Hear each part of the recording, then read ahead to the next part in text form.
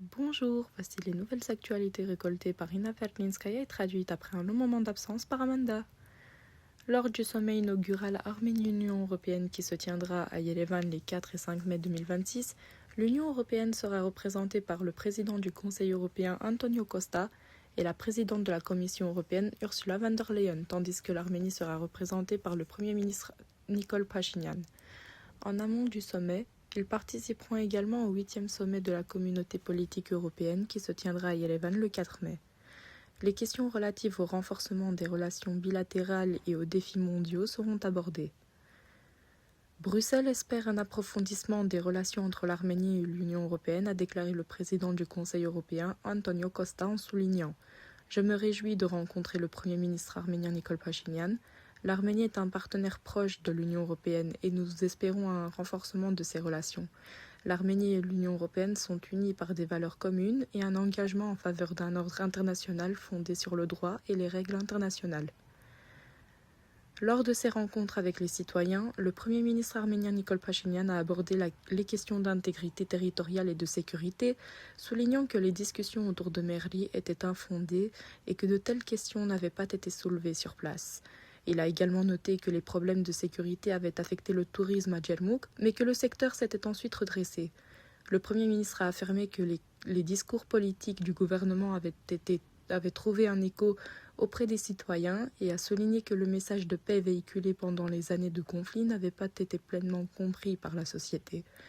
Concernant le système juridique, Pachinian a souligné que la constitution actuelle n'est pas perçue comme un document émanant des citoyens, ce qui explique les conditions imposées au débat sur la nécessité d'une nouvelle constitution.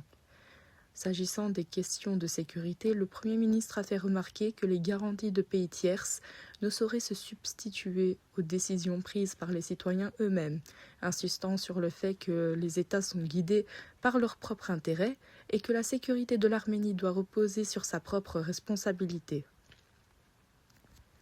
Le ministre arménien des Affaires étrangères, Ararat Mirzoyan, s'est entretenu par téléphone avec son homologue azerbaïdjanais Ceyhun Bayramov. Ils ont également abordé les questions de coopération au sein des instances régionales et multilatérales. Les ministres ont noté avec satisfaction les progrès accomplis dans le processus de règlement des différends entre l'Arménie et l'Azerbaïdjan. L'Azerbaïdjan a suspendu sa coopération à la mise en œuvre des arrêts de la Cour européenne des droits de l'homme, comme indiqué dans le rapport annuel 2025 du Comité des ministres du Conseil de l'Europe. Selon ce document, Bakou a transmis ses dernières données le 18 mars 2025, date à laquelle la coopération a été suspendue. Le rapport souligne que cette situation entrave le processus de suivi. La faction G de l'honneur de l'Arménie nationale est prête à soutenir la demande de publication du rapport de la commission d'enquête sur les circonstances de la guerre de 44 jours qu'elle juge fondée. Selon le secrétaire de la faction, Tigran Abrahamian, le rapport est prêt, mais a été classé sans suite, ce qui engendre des désaccords. Dans le même temps, le secrétaire du groupe parlementaire Contra-Civil, Artur Hovhannisyan, a déclaré que la question de la publication du rapport était de nature exclusivement juridique et ne pouvait être résolue par un pouvoir discrétionnaire politique. Le tronçon de 5,5 km du gazoduc reliant la Géorgie à l'Arménie sera déplacé à la demande de l'Arménie. La demande a été déjà soumise au département du contrôle environnemental du ministère géorgien des ressources naturelles. Cette demande est conditionnée par le fait que la section arménienne du gazoduc se situe dans la zone frontalière trilatérale géorgienne, arménienne, azerbaïdjanaise et a été mise dans les années 1990. Le gazoduc sera déplacé de quelques kilomètres et raccordé au niveau tronçon construit par l'Arménie. La levée de l'embargo sur le transit de marchandises vers l'Arménie via l'Azerbaïdjan contribuera à la croissance des échanges commerciaux entre les États membres de l'Union économique eurasiatique, a déclaré le vice-premier ministre arménien Meher Grigoryan lors d'une session du Conseil intergouvernemental eurasien. Il a souligné que la diversification des infrastructures de transport et de logistique dans le Caucase du Sud constitue un important moteur pour le développement du commerce extérieur. Par décret du président français Emmanuel Macron, le ministre arménien de la Défense Soulen Papikian a été fait chevalier de la Légion d'honneur de la République française. Cette distinction lui a été remise par le Premier ministre français Sébastien Lecorneille, qui a salué la contribution majeure de Souren Papikian au développement des relations franco-arméniennes. Le premier Arménien tué en Iran l'a été à la suite de frappes de missiles américaines et israéliennes sur le pays, a rapporté Aram Shahnazarian, rédacteur en chef du quotidien iranien Alik. Narek Karapetyan, membre du conseil d'administration du parti Arménie Forte, a annoncé leur intention de former une alliance avec toutes les nouvelles forces désireuses de s'unir et de changer le cours de l'Arménie. L'alliance proposée s'appellera Arménie Forte avec Samvel Karapetyan. L'homme d'affaires philanthrope et chef du parti Arménie Forte, Samvel Karapetyan, a annoncé que s'il devenait Premier ministre, le mois de septembre et les mois suivants seraient paisibles. Il a exhorté à ne pas permettre à ceux qui ont prouvé leur incapacité à protéger la République d'Arménie de menacer à nouveau de guerre. D'après les sondages, les forces d'opposition disposent actuellement de plus de voix au Parlement que le Premier ministre Nicole Pachinian, a déclaré Kristina Vartanian, membre du groupe Arménie. L'enquête préliminaire concernant l'affaire pénale de Samvel Karapetyan, chef du parti Arménie Forte, est terminée. Le dossier comprend 135 volumes. L'avocat Aram Vartevanian l'a annoncé sur sa page Facebook. Samvel Karapetyan, chef du parti Arménie Forte, est détenu illégalement depuis 282 jours pour avoir défendu le Saint-Siège. L'enquête préliminaire concernant cette affaire criminelle, illégale et abusive est terminée. Elle comprend 135 volumes. Nous avons eu environ 15 heures pour prendre connaissance de ces volumes.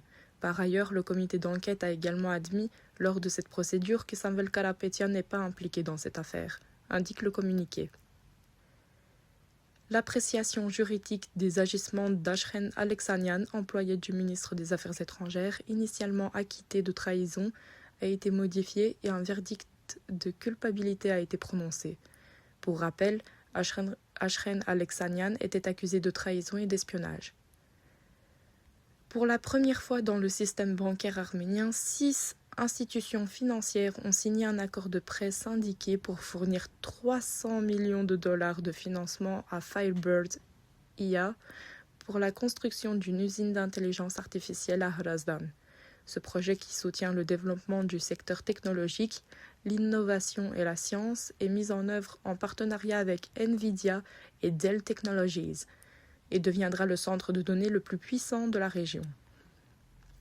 La compagnie aérienne Nov Air reprendra ses vols sur la liaison Yerevan-Kapan, Kapan-Yerevan à compter du 31 mars. Le prix du billet reste inchangé, 20 000 dirhams.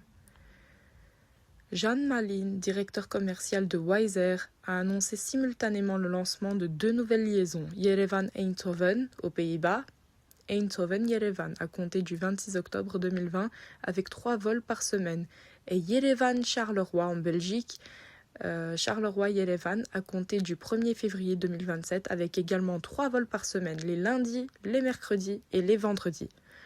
Auparavant, le ministre de l'administration territoriale et des infrastructures, David Roudatian, avait annoncé que Wizz Air lancerait des vols entre Yerevan et Bruxelles. Les lauréats des prix de musique arméniens Khazer sont la meilleure chanteuse pop arménienne 2026 est Iveta Mukouchian. Le meilleur chanteur pop 2026 est Aram Empetri. La meilleure chanson 2026 est Travel Home de Sona Rubenian. Le meilleur album de l'année 2026 est Love Reversed de Brunette. Et la révélation de l'année 2026 est Simon.